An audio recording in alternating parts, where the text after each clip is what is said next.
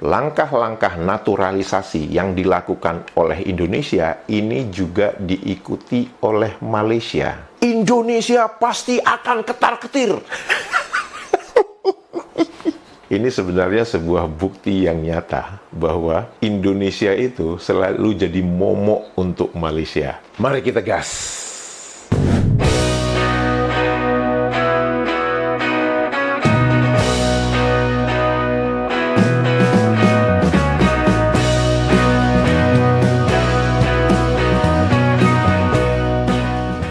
Halo, apa kabar semuanya teman-teman? Semoga kita semua dalam keadaan sehat walafiat. Amin ya robbal alamin. Selamat datang di kanal ini, kanal yang berbicara tentang perbandingan kosakata menurut Kamus Besar Bahasa Indonesia dan Kamus Melayu Malaysia terbitan Dewan Bahasa dan Pustaka. Kanal ini juga berbicara pernak-pernik dan informasi tentang negara Malaysia dan semoga itu berguna untuk netizen Indonesia. Sebelum saya memulai video ini, saya ingin mengucapkan selamat tahun baru 2025 kepada teman-teman semua. Semoga semakin banyak rahmat dan rezeki yang diberikan kepada Sang Pencipta kepada kita, dan juga tentunya semoga kita selalu dikurniakan kesehatan yang prima di tahun ini. Amin ya robbal alamin.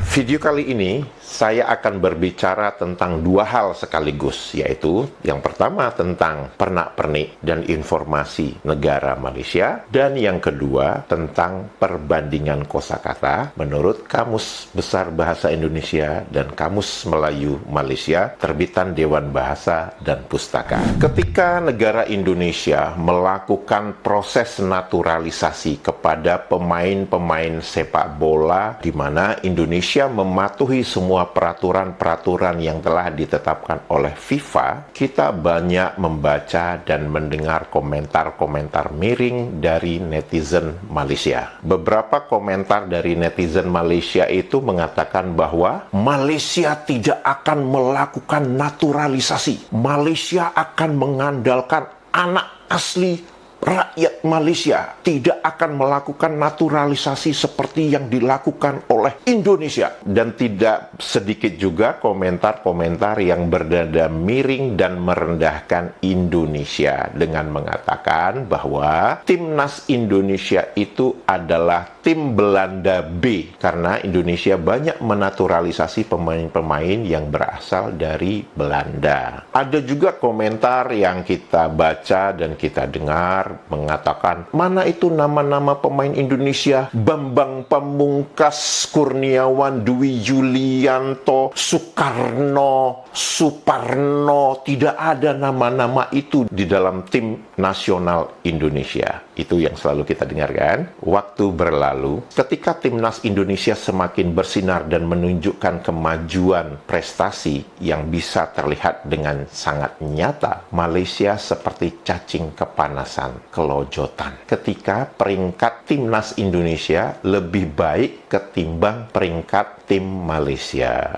Lantas apa yang dilakukan oleh Malaysia? Salah satunya melakukan pertandingan eksebisi yang mengundang 3 tim tamu dengan dilabelkan turnamen Piala Merdeka. Dan seperti kita ketahui bahwa yang memenangkan turnamen eksebisi itu adalah tentunya tuan rumah Malaysia. Masa mau ngalah-ngalahin tuan rumah? Kan itu nggak sopan namanya ya.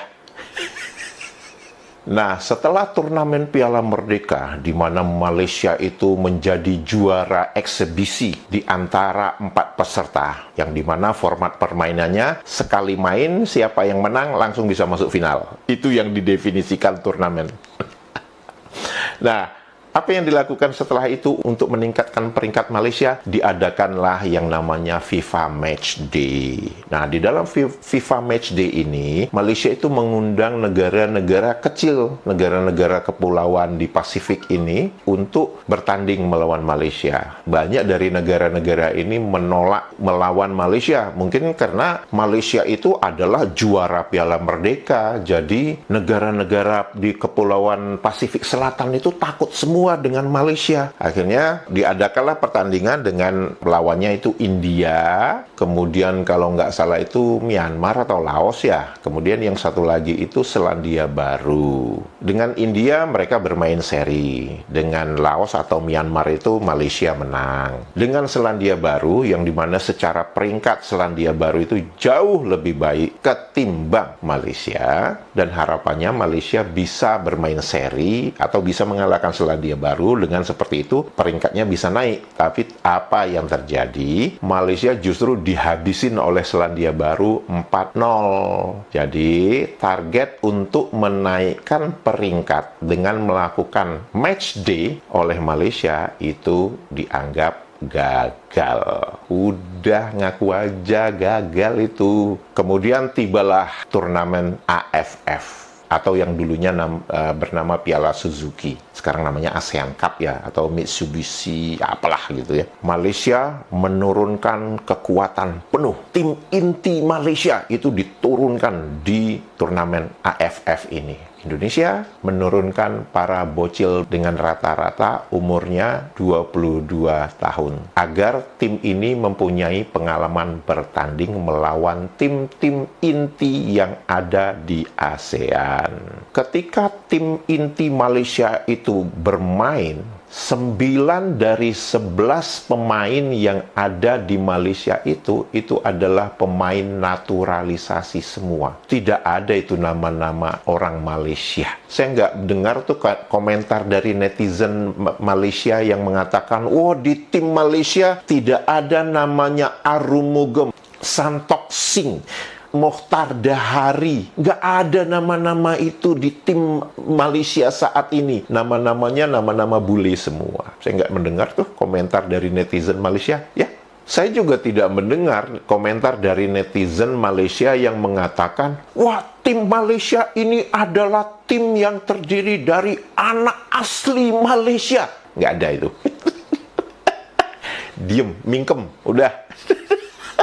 Piala AFF tahun 2024 untuk Malaysia itu adalah sebuah kegagalan. Kenapa? Karena Malaysia itu menurunkan tim inti. Dan yang lebih tidak beradab dan tidak sopan dan tidak beretikanya adalah ketika tim Malaysia sedang mengikuti pertandingan Piala AFF ini, di Malaysia diumumkan pergantian pelatih tim inti ini. Tim ini masih sedang mengikuti turnamen Piala AFF. Dan kepengurusannya mengumumkan bahwa ada pergantian pelatih setelah ini. Kan itu nggak sopan namanya. Nggak beretika dan tidak sportif tentunya. Saya tidak bisa membayangkan bagaimana perasaan pelatih dan tim yang mendukung kepelatihan ini, dan juga pemain-pemain Malaysia yang sedang bertanding di Piala AFF ketika diumumkan, oh setelah ini nanti ada pergantian pelatih. Gimana itu? Apa dari segi motivasi bermainnya seperti apa itu jadinya? Dan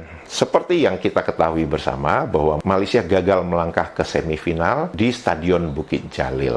Dan apa yang terjadi? Pendukung sepak bola Malaysia merusak fasilitas umum. Saya yakin teman-teman sudah melihat video-video yang berseliweran bagaimana pendukung Malaysia itu merusak fasilitas umum.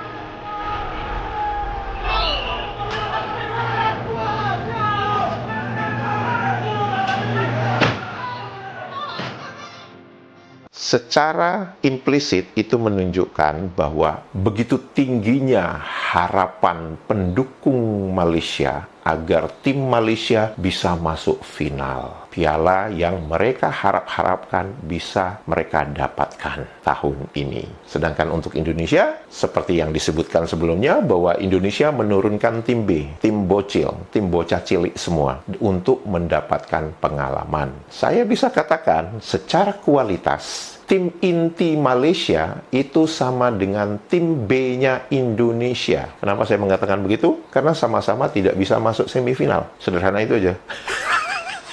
Kita bicara berdasarkan prestasi. Ayo, mau ngeles.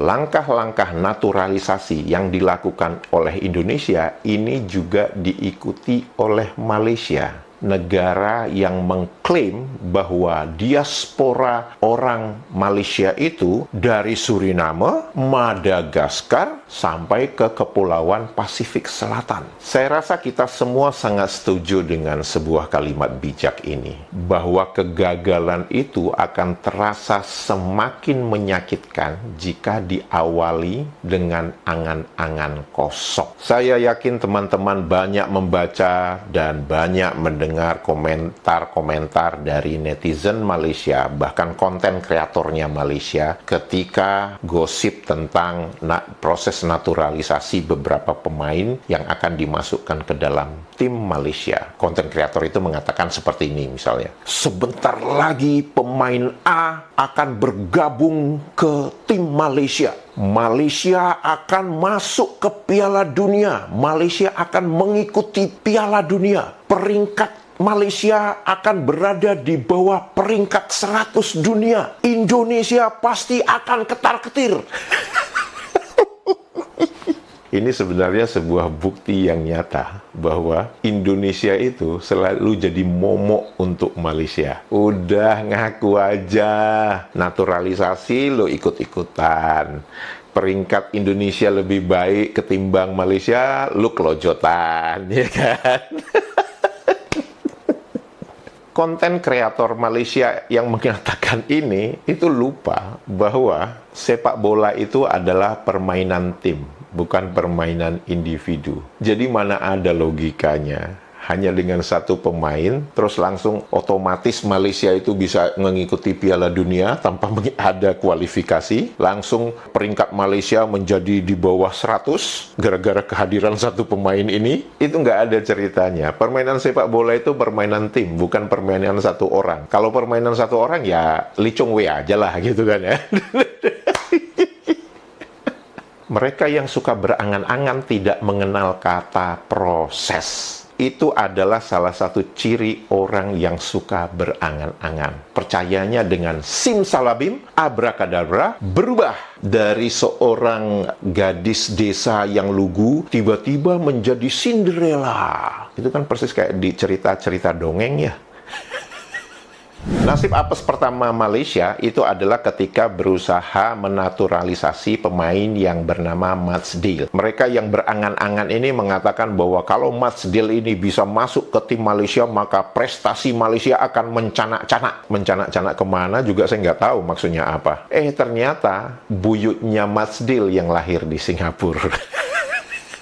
Ini kesalahan fatal yang dilakukan oleh Malaysia karena aturan FIFA itu sangat jelas. Hanya kakek atau nenek saja yang kelahiran Malaysia sekarang, bukan Malaysia dulu. Sedangkan buyut dari Matsdale itu lahirnya di Singapura. Jadi dua kesalahan fatal itu adalah, pertama itu buyut. Itu sudah tidak bisa memenuhi peraturan FIFA. Yang kedua, lahirnya di Singapura, bukan di Malaysia. Peraturan yang sederhana seperti itu aja gagal dimengerti oleh Malaysia. Nasib apes kedua Malaysia dialami ketika mencoba menaturalisasi pemain yang bernama Joshua Brownhill. Dikatakan neneknya berasal dari Rembau, Negeri Sembilan. Dan gosip-gosip yang berseliweran itu menjadi layu sebelum berkembang. Ketika Joshua ini mengatakan bahwa dia tidak mempunyai darah Malaysia ataupun keturunan Malaysia. Dan Joshua ini juga mengatakan dia juga nggak tahu gimana gosipnya ini bermula, yang mengatakan bahwa dia memiliki darah Malaysia. Artinya, Malaysia sangat berharap ingin mendapatkan pemain naturalisasi. Bahkan berita yang mengatakan neneknya Joshua Brownhill itu berasal dari Rembau, Negeri Sembilan, itu langsung dipercayai tanpa ada proses validasi. Yang penting gembar-gembor dulu, koar-koar dulu, nanti mencanak-canak, koar-koar. Malaysia langsung bisa mengikuti Piala Dunia. Peringkat Malaysia di bawah 100. Menghayal terus lagi bisa kan ya. Kalau teman-teman perhatikan tadi, saya mengucapkan 2 kali kosakata apes. Jadi, kosakata yang ingin saya bicarakan di video ini adalah kosakata apes. Dan ini juga berdasarkan dari permintaan salah satu netizen Indonesia. Kosakata apes, menurut Kamus Besar Bahasa Indonesia tertulis sebagai celaka, sial, tidak beruntung. Dan di dalam Kamus Besar Bahasa Indonesia itu jelas-jelas tertulis sebagai kosakata pinjaman bahasa Jawa. Di dalam Kamus Besar Bahasa Indonesia terdapat juga kosakata apas, dan di situ tertulis sebagai sastra klasik. Didefinisikan sebagai apik, rapi, bagus, indah bentuknya. Apakah ada kosakata apes di dalam Kamus Melayu Malaysia? Ada dong. Kan semua yang ada di Indonesia ingin juga dimiliki oleh Malaysia. Dan di dalam Kamus Melayu Malaysia, terbitan Dewan Bahasa dan Pustaka, tertulis bahwa kosakata apes itu sinonim dengan apas.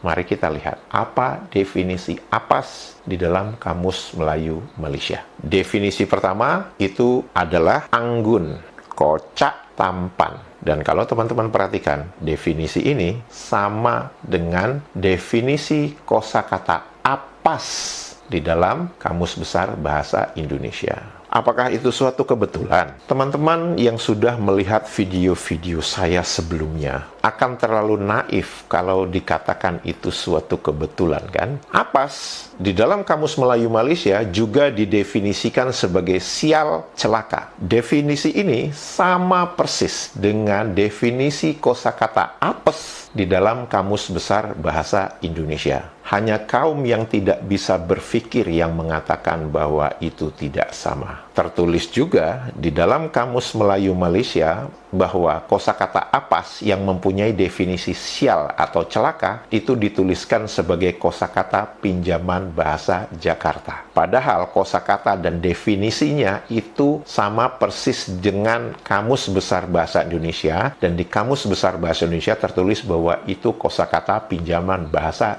Jawa. Apakah Kamus Melayu Malaysia lebih mengerti tentang asal-usul kosakata apes ketimbang Kamus Besar Bahasa Indonesia? Apakah itu disengaja dengan mengubah asal-usulnya? Sekali lagi, teman-teman sudah melihat banyak video-video saya sebelumnya. Saya mengatakan bahwa pola ini selalu berulang dan sangat naif kalau jika dikatakan itu tidak disengaja. Kaum yang enggan berpikir tentu akan mengatakan IQ saya ini 78 dan saya ini hanya menyebar kebencian, gitu kan ya. Jika video ini bermanfaat kepada teman-teman semua, jangan lupa jempolnya dan jangan lupa komentarnya. Dan untuk itu saya mengucapkan terima kasih banyak. Sehat walafiat selalu. Dadah.